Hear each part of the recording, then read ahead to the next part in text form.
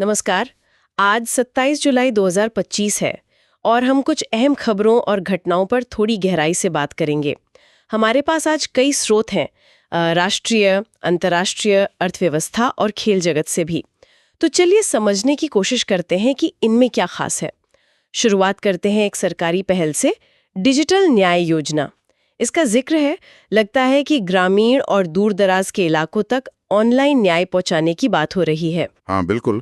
और ये एक अहम कदम है कह सकते हैं। असल में ये दिखाता है कि कैसे टेक्नोलॉजी का इस्तेमाल हो रहा है न्याय तक पहुंच को आसान बनाने के लिए। जो ई कोर्ट्स हैं या ऑनलाइन केस ट्रैकिंग है, उनको और मजबूत करना, वो सब इसी दिशा में है। हाँ, पर इसमें वो चुनौती भी तो होगी ना, मतलब गांव में इंटरनेट कनेक्टिविटी, डिजिटल लिटरेसी। बिल्कुल, वो एक बड़ा सवाल है। तकनीक पहुंचाना एक बात है, पर उसका इस्तेमाल सब कर पाएं, ये सुनिश्चित करना वो असली चुनौती है। इस पर जरूर ध्यान देना होगा। सही कहा। अच्छा, तकनीक की बात चली रही है तो इसरो की तरफ से भी एक खबर है। गगनयान मिशन, उसका जो री एंट्री कैप्सूल है, उसके पैराशूट का टेस्ट सफल रहा है। ये तो बड़ी खबर है। हाँ, बहुत बड़ी खबर है।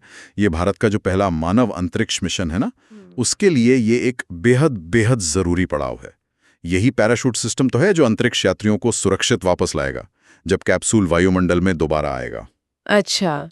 तो इस सफल टेस्ट से जाहिर है 2026 के लक्ष्य को लेकर एक विश्वास बढ़ा है, और ये भारत की जो इंजीनियरिंग क्षमता है स्पेस में, उसे भी दिखाता है। बिल्कुल। अच्छा, अब थोड़ा राष्ट्रीय सुरक्षा की ओर देखें। भारत और श्रीलंका के बीच एक रक्षा समझौता हुआ है। इसमें क्या खास है? मतलब ये सामान्य समझौतों जैसा है या कुछ अलग? देखिए, ये सिर्फ एक रूटीन समझौता नहीं लग रहा है।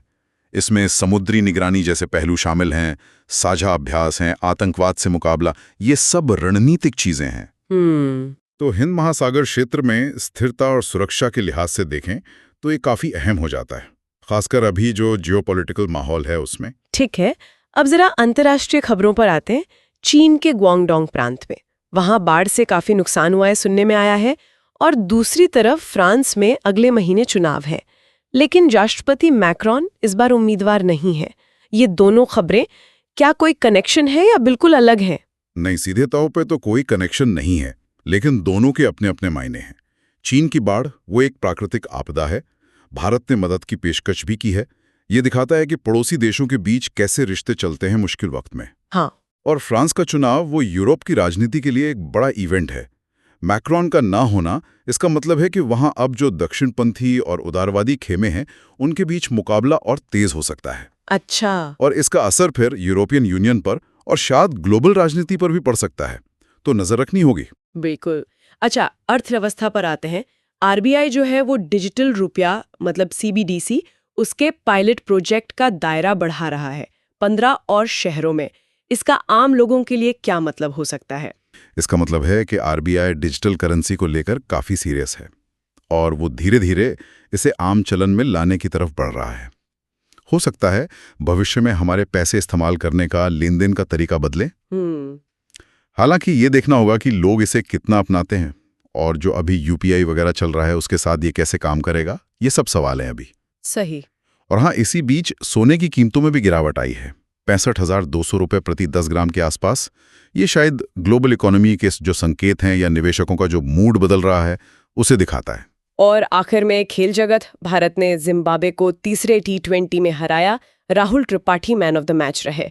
लेकिन एक और दिलचस्प बात है, ओलंपिक 2028 की तैयारी शुरू हो गई है। हाँ, क्रिकेट की जीत तो अच्छी है, टीम का फॉर्म दिखाती है, लेकिन ये जो ओलंपिक वाली खबर है ना, 20 खिलाड़ियों की कोर टीम घोषित करना, वो भी एथलेटिक्स, शूटिंग, कुश्ती जैसे खेलों में, हाँ, ये दिखाता है कि भारत अब लंबी अवधि की सोच रहा है। मतलब भविष्य के लिए टैलेंट को तैयार करना, ये गंभीर कोशिश लग रही है अंतर्राष्ट्रीय स्तर के लिए। तो आज हमने कई चीजों पर बात की, डिजिटल न्याय से लेकर अंतरिक्ष तक, फिर क्षेत्रीय सुरक्षा, अंतर्राष्ट्रीय राजनीति, अर्थव्यवस्था में बदलाव और खेल की भविष्य की योजनाएं। हाँ बिल्कुल, और ये सब खबरें भले ही अलग अलग लगें, पर कहीं ना कहीं जुड़ी हुई हैं। तकनीक विकास को रफ्तार दे रही है, तो ग्लोबल पॉलिटिक्स क्षेत्रीय समझौतों पर असर डाल रही है। आर्थिक नीतियां हमारे भविष्य के लेन देन को शेकल दे रही हैं। ये सब इंटरकनेक्टेड हैं। इन सब बातों पर जब सोचते हैं तो एक सवाल जरूर मन में आता है। हाँ, सवाल ये कि जैसे जैसे ये डिजिटल सेवाएं हमारे जीवन में और गहरी उतर रही हैं, चाहे वो न्याय हो, पैसा हो या कुछ और, तो एक आम नागरिक के तौर पर हमारे अनुभव पर, हमारी आज़ादी पर, हमारी सुरक्षा पर इसका असल में क्या और कितना असर पड़ेगा, ये सवाल मुझे लगता है आने वाले समय में और भी ज़रूरी होता जाएगा।